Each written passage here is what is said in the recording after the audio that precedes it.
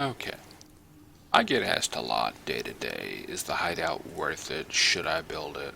What do I focus on? What's the do's? What's the don'ts? So here's the inside scoop of what and why, and why you should build the hideout. In short, it is where you hang out after raids or like craft items, and just basically it's what gives you your energy and power and stuff back after raids. For those who have the Escape from Darkness, aka the EOD edition, we already have the stash pre-built at the maximum size. But for anybody who doesn't, if you notice this is the only item that goes to level 4, it's because of the 4 different packages of the game. There's 1, 2, 3, and 4. So people with level 1 will be level 1, people with level 2 will be level 2, and so on and so forth. Anybody can build their stash to the maximum size.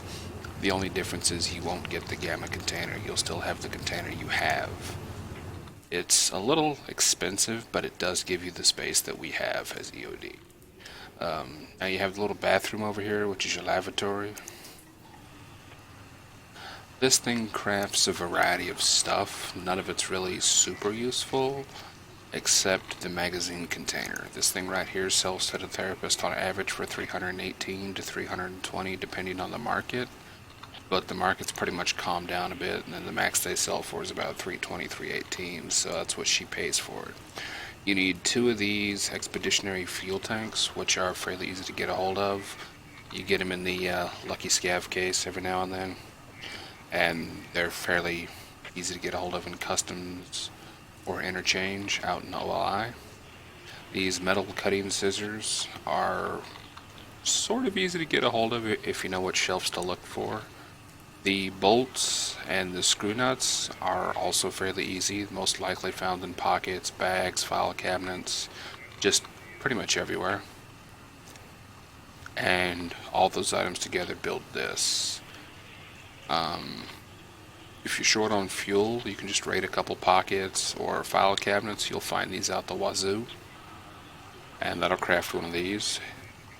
You'll use the fuel on the generator, and then afterwards you can save it to build one of these, so it's a bit of a double. These things are part of your air filtration system. They're really expensive, they're semi-easy to build, and they actually sell for a good bit of money. Wrong button, of course, always. You want to use the top one. I forget when you're in your hideout, you don't got the rest of them. On average, anywhere from 120 to 150 depending on the day. And they don't really go past 160 because, as you can see, they really just start to not sell. So anywhere from 120 to 140 is the best average for those. Now you have my personal favorite, the corrugated hoses. They're used in a lot of the hideout, and it's really easy to get some silicone tube and the tape. Pretty much get those in duffel bags or file cabinets also. The wires are mostly in PCs, but you can craft those. I'll show you those here in a second. The rest of it really doesn't have much use, so those are going to be 2 main crafts. Now over here I'm currently making some AP ammo for the shotgun because it sells for about 700 rubles a piece, so it's going to be a little grayed out. We'll come back to this here when I'm not crafting anything in it. But it's a little hard to see, but you can roughly see what you get a craft in here. Mostly some ammos. The high-end ammo, honestly. Some gunpowder and some wires will net you the 9x19 RIP, which are some pretty good rounds. You have your red gunpowder and a couple hard drives will get you 120 AP slugs, which are amazing. You have your power cord here, which 2 power cords get you 8 wires, which you can in turn use those 8 wires to recraft the power cords back over there in the other section. We have 2 plugs, 2 wires, and 2 tape. Boom, 2 power cords. That in turn comes back down to this, which gets you more wires. So for a little bit of time finding some blue tape and some T-plugs, you can make infinite wires, which in turn can make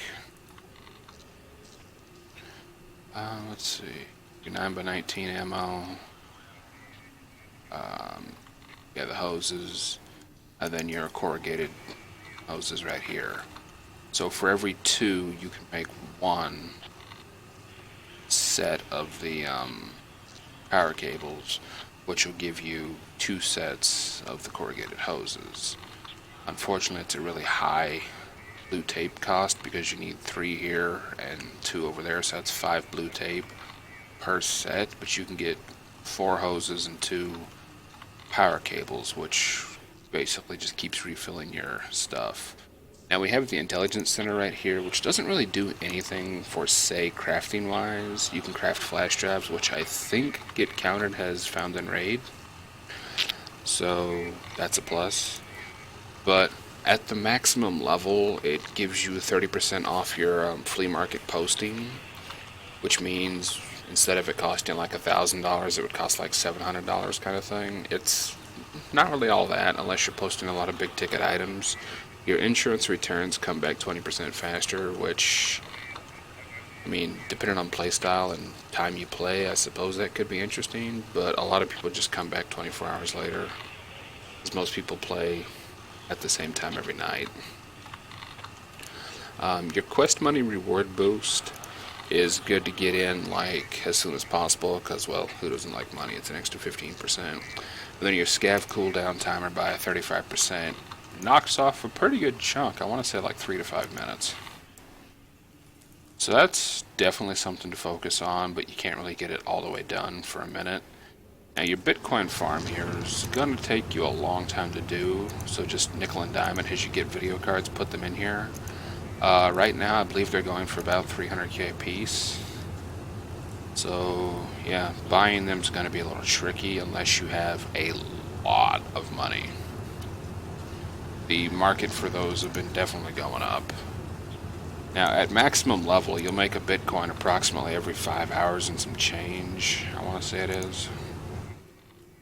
Not 100% sure off the top of my head. We have our scav case right over here.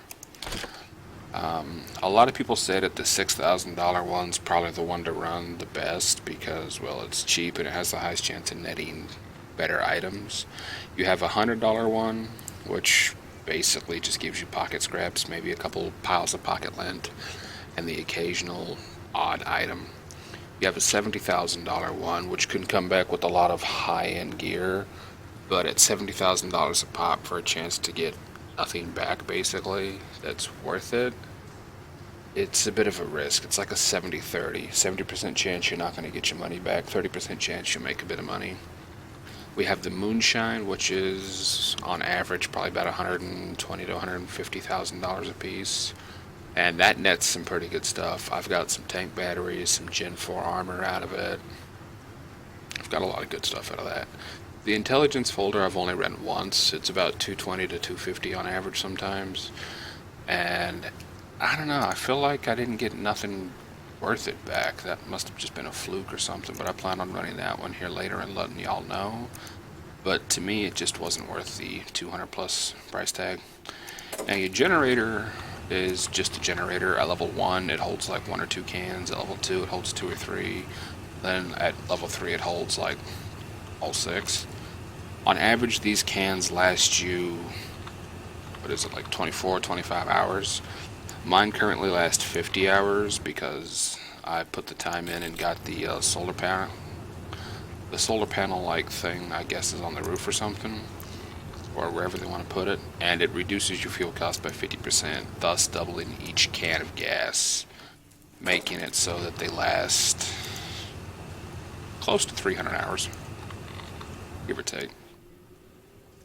Your water collecting system here doesn't really do a whole lot unless you put a filter in it, but it does regenerate your hydration out of raid. Out of raid you gain 36 water like per minute, I guess, or like hour. I don't really understand how the WP slash hour quote 108 WP slash hour in total thing works. Is that like in-game hour, IRL hour? I'm not 100% sure, but I know it does boost your stuff up pretty quickly outside of a raid. That's the passive effect. Now you can put one of these little filters in here, and each filter lasts just long enough to basically craft one of these, and if you get back in time, you can probably squeeze a second one out, but it's a little iffy sometimes, and I think it's bugged because sometimes you'll come back and you'll have 0% completed on the second one. Now you use your big super waters you get out of your water tank here, which are these. They don't really do a whole lot per se. I mean, yeah, you'll get like a few minutes of badassness because like everything gets buffed, but in the end of the day, all it really does is fully give you back hydration and a little bit of energy, and then buffs all your skills for like a brief portion of the raid. So you take that plus 2 packs of sugar, and you get your little Fierce Hatchling moonshine, which, I suppose is decent. It removes pain and acts as a painkiller, but it gives you the hand tremors. It hurts your health and memory skill, but those aren't really super important, and the hand tremors go away fairly quickly. It does increase your stress resistance a little bit, which makes it semi-useful, I suppose. But honestly, the best use for the moonshine is to either sell it or run it in your scav case, because you have a higher chance of getting a lot of stuff back, and the only thing you put into it is 2 sugar, which relatively cheap. You can also just find them. Yeah, it looks to be about 30-ish K a piece. You can find them fairly simply in duffel bags, pockets, backpacks, pretty much everywhere. So you grab 2 of those, 1 of those, and you make a moonshine. The moonshine then runs in the scav case here, which nets you some pretty high-end stuff like tank batteries or Gen 4. Now your nutrition unit here is basically your little kitchen. At maximum level, it regenerates your energy, your health, and your hydration, and it does a pretty good chunk of it, honestly. Now you can melt down 2 of these candy bars into a sugar, which I suppose is decent if you find a lot of the candy bars or you find a lot of the sugar, either or. Preferably just sell those or eat those or whatever you want to do with them, or craft them. It's basically up to you. Crafting them is fairly decent. I mean, they do go for a good bit of money if you just want to sell them. Now, the squash spread is one of those like odd items that sells for a large chunk of money, and is also used for multiple items. I want to say this is used for buying the holodenic case. It's like a food freezer thing. It's pretty decent. So some squash, Tashanka, and crackers will make you these little food ration packs, which basically give you back a lot of health, which, in all honesty, you might as well just eat that, and maybe eat that and take a little bit of hydration, because adding these 2 extra crackers basically just would dehydrate you a lot more anyways. And honestly, if you just ate both those, it would do the same thing. It would take up the same amount of space, but you do get a second, so I guess that's a plus. Never really used that craft. Craft your pack of sugar and some milk into 3 condensed milk. That might be worth it, honestly, if you have like an excess of sugar, but honestly just sell the sugar, because the milk here doesn't really go for a whole ton. Yeah, you'd be losing a lot of money. But if you got it lying around and you're close to getting the like so many you need for the key the therapist sells, it might be worth it. Now, if we grab these little blue ball cigarettes here and some tea, the tea's not really common, but it's not really super hard to get a hold of. You'll run across 5 or 6 of them here and there, which crafts into 5 of these blue line cigarettes. The blue line cigarettes are by far more the harder, like hardest, slightly elusive ones to get a hold of, and you need 7 of those. So if you do this craft twice, you'll get the ones you need for your quest. And we have the Snickers candy bars here, which give you a lot of energy and a fair bit of hydration, because, you know, chewing up all that caramel and nougaty goodness is kind of hard. So it's good for energy, slightly bad for hydration. Definitely take a drink with you if you eat those, but it's a good use for the oat flakes and crackers, and it only costs 1 candy bar. Now down here, if you want to be a true, like, Russian and have a lot of vodka on hand, all you need to do is get 5 of these water bottles and a bottle of moonshine and dilute it down a little bit. Boom. You're making some vodka. The vodka is, it's a temporary kind of painkiller, and its effects don't really hurt that much in comparison. But I'd rather just run that in the scav case, honestly, to have 7 bottles of vodka lying around. If we grab the big pure water from our purifying unit and one of these silicone tubes, we can craft out 8 of these smart waters. And these smart waters are pretty good because they'll hydrate the living hell out of you right there. 350 hydration. And these things have, I want to say, like 60 or 80 water in them. So, yeah, you can use the same bottle probably 3 or 4 different times before you need to, like, just throw it away kind of thing. So it's a pretty good sized water bottle. Gives you a little bit of energy too. I guess it's all the electrolytes, but hey, you know, it is what it is. That's a pretty good trade right there, honestly, because these things sell for a little bit of money. Looks like about 16 to 18 average. Market's a little flooded at the moment. And that's the nutrition station. It's definitely good to get it leveled up because of the amount of regeneration it does. Next we have the medication station, or the med station. This basically is going to be your go-to for crafting meds. Basically grab a handful of these, a handful of those, and a couple splints.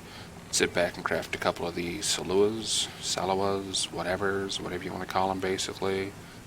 There's like 8 different ways to pronounce it. Nobody's ever right, I suppose. 22 minutes is just enough time to come in here, pop one, go into a raid, come back, rinse and repeat.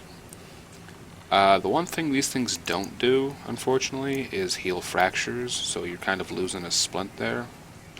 But turning your painkillers and a single-use band-aid into a 400-use med kit, and it's actually pretty good. It only takes 30 points to stop blood loss, so you can do that like 10 separate times.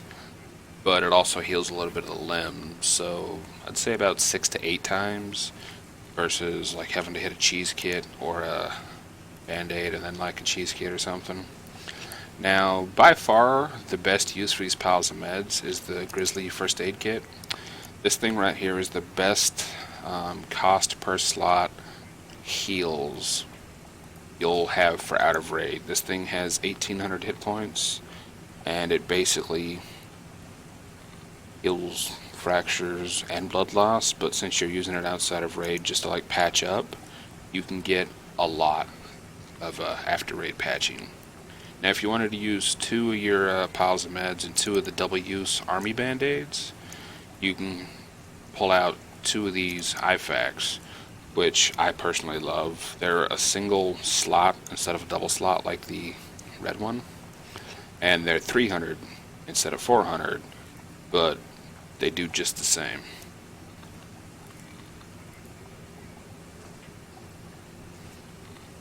They both take 30 points basically, and one of them will give you basically 1 or 2 extra heals. But yeah, for the slot, it's worth it. It's a little cheaper too, just 2 of these band-aids and 2 of the pain meds, but the problem is the pain meds aren't just like super easy to get a hold of. So just basic crafting these out of the gate will get you basically a lot of meds. Now you could make a pile of meds, but these things right here are a little rough to get a hold of. They're the single-use ones, not the ibuprofen, so the single-use ones are a little more rare than like 12 count ibuprofen, at least for me anyways. 1 band-aid, 1 cheese kit will net you 2 pile of meds. 1 pile of meds will net you 3 cheese kits, which I suppose is a decent deal if you're going to run cheese kits band-aid combo.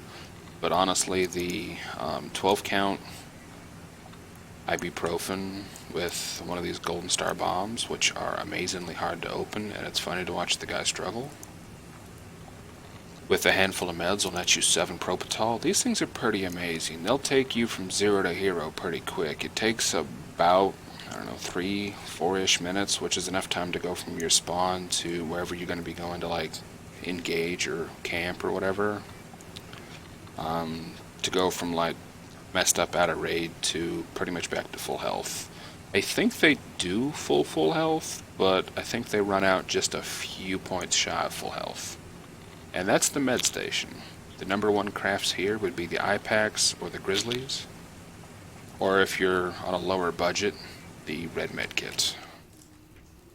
The air filtration kit here uses those big, like, pot things I was talking about.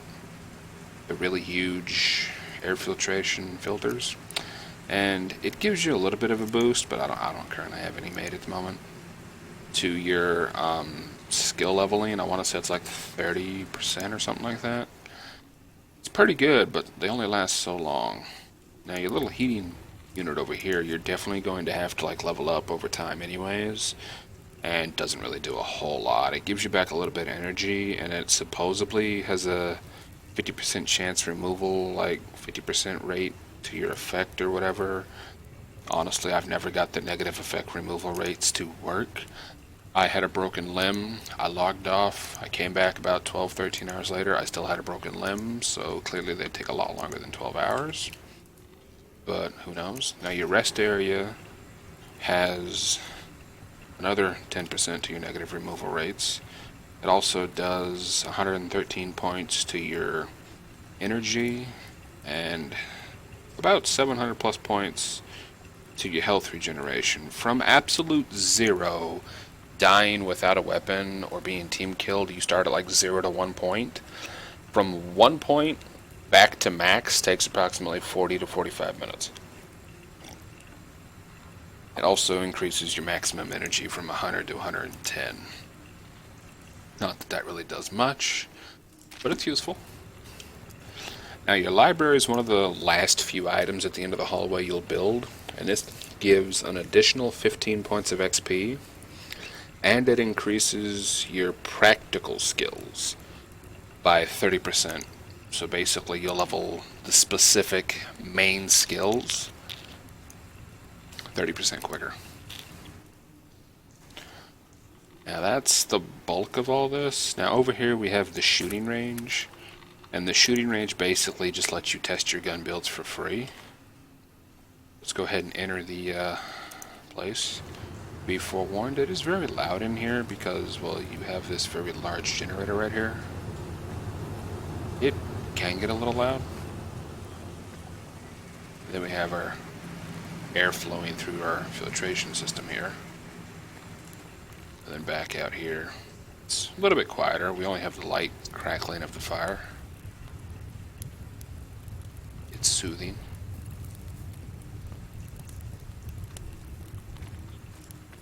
We have our stuff to look at while we sleep.